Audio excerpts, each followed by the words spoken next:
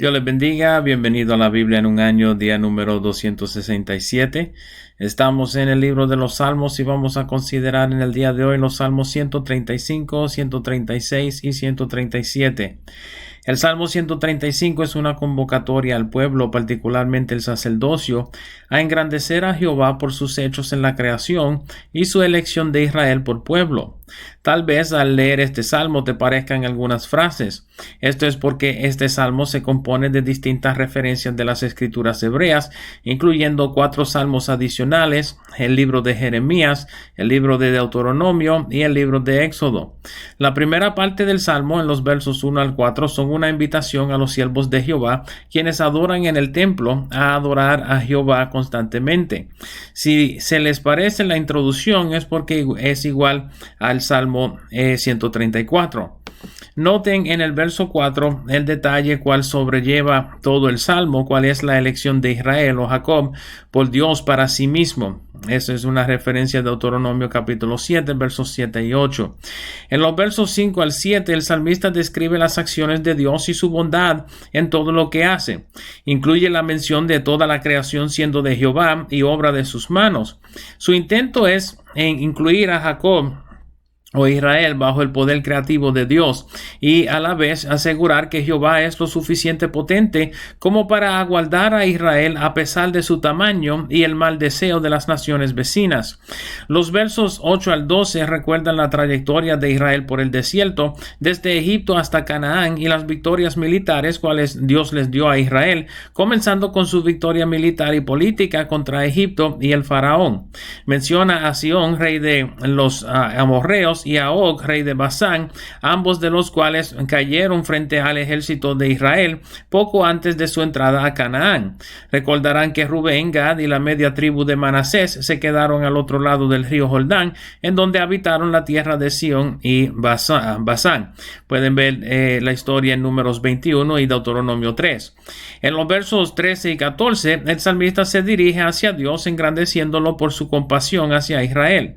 Los versos 15 al 18 reiteran las palabras del Salmo 115, versos 4 al 8, en cuanto a la inutilidad de los ídolos para salvar a los hombres cuando son formados por manos de los mismos hombres y no tienen ninguna capacidad de oír, hablar o palpar.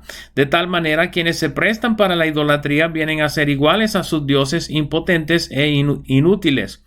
El Salmo termina con la convocación de 3 casas particulares: la casa de Israel, la casa de Aarón y la casa de Leví, a bendecir a Jehová y engrandecerlo frente a la congregación en Jerusalén.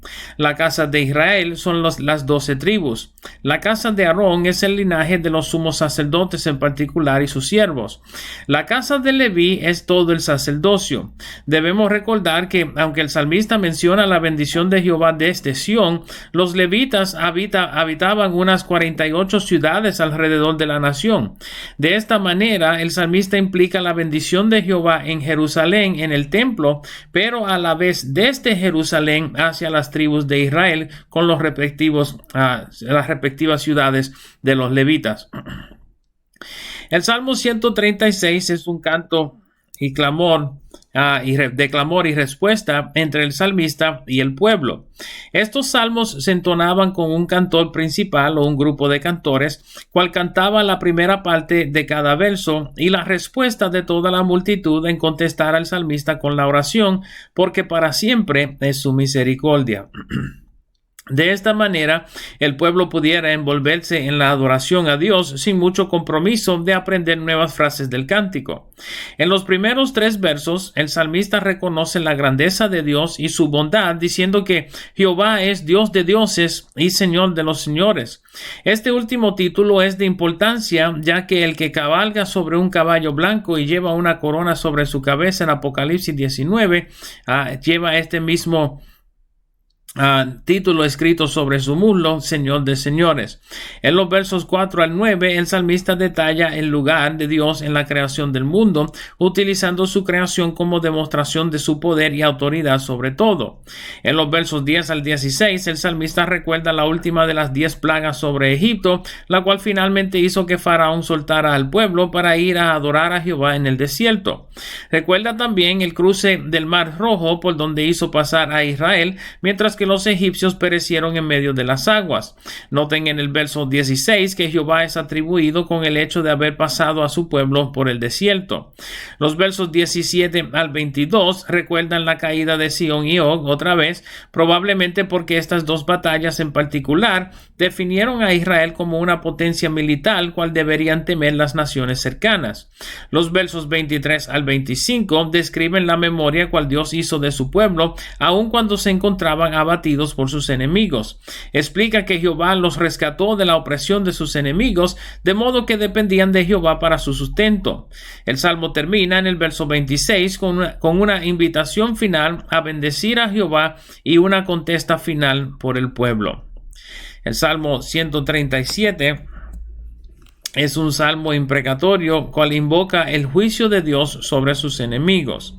Reitero aquí que los salmos incluyen expresiones transparentes de las emociones de los salmistas. En este instante el salmista demuestra un pensamiento cual el creyente moderno probablemente no tendría deseo de expresar hacia sus enemigos. Sin embargo, lo sucedido con Israel en su cautiverio en Babilonia y la traición de los edomitas fue lo suficiente como para provocar las palabras de este salmo. Los versos 1 al 3 describen la condición de Israel en Babilonia. Noten la descripción de haber colgado sobre los sauces sus arpas y llorando junto a los ríos de Babilonia. Su lamento es por la caída de Jerusalén y la destrucción de la ciudad y el templo de Jehová. Estando cautivos, sus captores añadieron insulto a su agravio, pidiéndoles que cantaran cánticos del templo, probablemente de los cánticos graduales, ya que Judá se había apoyado en el templo para poder salvarlos de la mano de Nabucodonosor. Los versos 4 al 6 describen la protesta del salmista y de los cautivos de cantar los cánticos de Sión estando en tierras lejanas. En los versos 5 y 6 vemos el compromiso del salmista de acordarse siempre de Jerusalén y de Sión. En los versos 7 al 9 el salmista invoca el juicio de Dios sobre los edomitas y los de Babilonia. Los edomitas eran la descendencia de Esaú, lo cual los hace una nación prima de Israel. Se acordarán que los edomitas no le cedieron el paso a Israel durante su trayectoria por el desierto y luego se aliaron con varios de los enemigos de Israel y Judá. En este instante, el salmista describe la postura de los edomitas en asistir a los de Babilonia en su conquista de la ciudad. El libro de Abdías trata acerca del juicio de Dios sobre Edom, precisamente por haber separado a las afueras de la ciudad para matar a quienes escapaban de los babilonios y huían por sus vidas por Edom. El verso 8 invoca juicio sobre Babilonia por sus hechos criminales contra Israel y su desprecio por el pueblo de Dios. En este verso el salmista bendice a quienes les prendieran fuego a los babilonios en sus campamentos. Las palabras del verso 9 son tal vez difíciles de comprender como teniendo lugar entre las escrituras. Sin embargo, podemos observar cuál fue el resentimiento y el dolor cual guardaba el salmista hacia sus enemigos y su arduo deseo de justicia por parte de Dios sobre sus opresores. Debemos también notar que el salmista no se inventa tal juicio sobre los babilonios, sino que les desea lo mismo que los babilonios les hicieron a los hebreos durante la conquista de Jerusalén y las ciudades cercanas. Para los hebreos en cautiverio, quienes habían observado las atrocidades cometidas por los babilonios, solo tal pago les sería justa retribución por lo que hicieron.